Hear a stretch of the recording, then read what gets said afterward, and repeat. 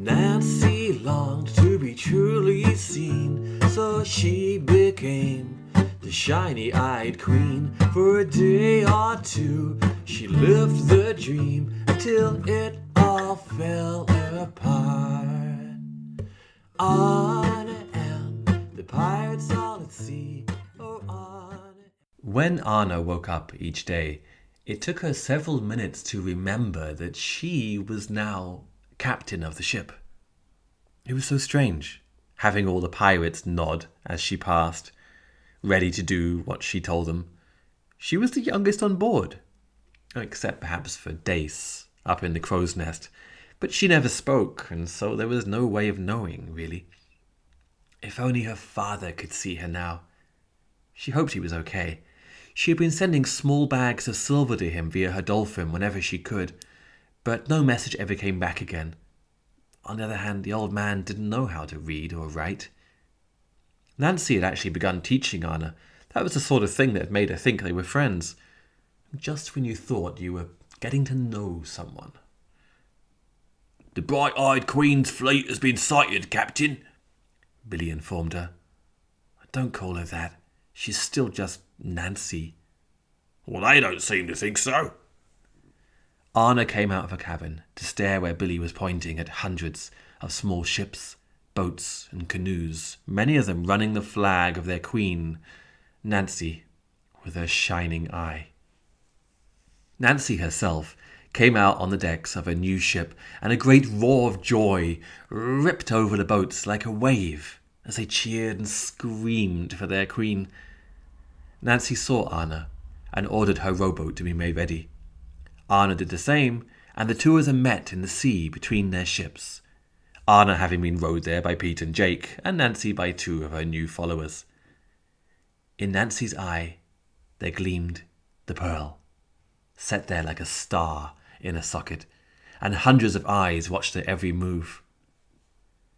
"You seem popular enough," Arna remarked. "Yes, isn't it wonderful?"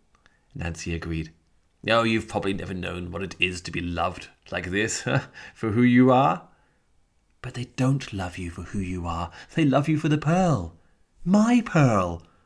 "Oh, Arna, how can it be yours when it's so clearly a part of me? Look, I'm sorry you feel bad about it. I can even understand how it might look from a certain point of view.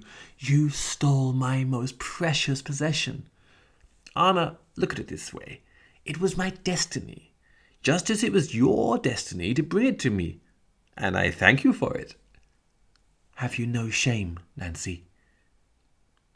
"Queen Nancy, you were nothing before I found you. Nothing. A half-naked diver, stranded on a desert island waving a bit of bamboo around. I taught you to fight, to sail, to navigate, and now look at you. Captain of the Sunrise. I'm quite proud, actually." "Oh, this is useless. Look, Nancy, dear, that's Queen Nancy." "How can you be the queen when your father is the king?" "Because he won't be for long.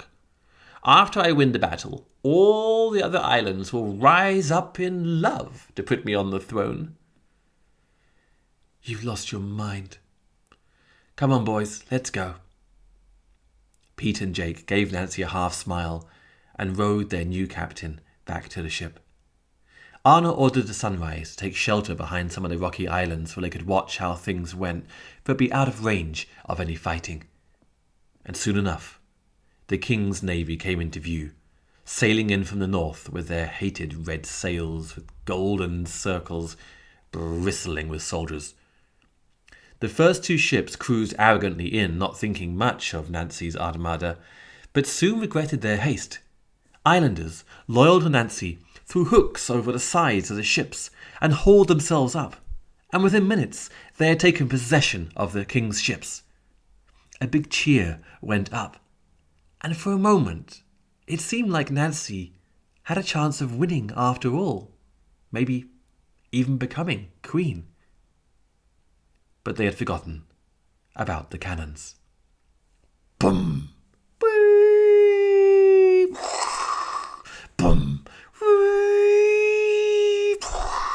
The rest of the king's navy held back, and observing that hand-to-hand fighting would be challenging, they fired their cannons from a safe distance, and soon the air was full of cannonballs, tearing through wood and canvas, ship and sail, bone and flesh. The sky filled with smoke and screams. The water was awash with foam and blood. It was a massacre. Arna and the pirates watched, horrified. Finally, Arna couldn't bear it anymore and ordered the Sunrise to sail in, hoping the cover of smoke from the burning ships might make them less of a target. And everywhere they saw planks of wood, floating bodies and flotsam and jetsam of destroyed ships. And they saw Nancy standing on the high deck of a sinking ship, and her face lit up at their approach. Boom! But another cannonball came in and hit the deck where she stood, and Nancy was sent flying off her boat into the water, and the jolt was so severe it caused the pearl to pop out of her eye and splash into the sea. Everyone stared at it as it sank in slow motion, and then, to everyone's horror, it was swallowed by a passing shark. "My pearl!" Nancy screamed, but the pirates of the Sunrise were already pulling her up on board, and Arna had given orders to sail away at once before the king's navy could spot them. But all Nancy could do was stare back at the departing battle scene, crying, "My pearl! My pearl! My pearl!"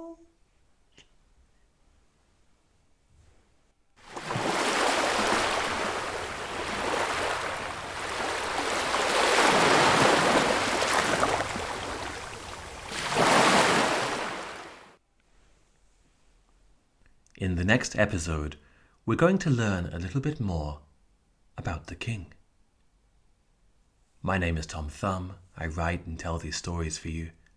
If you want to write and ask any questions about these stories, you can find me at tomthumb.org. Arna and the pirates all at sea. Oh, Arna and the pirates all at sea. Arna and the pirates all at sea, and they'd never come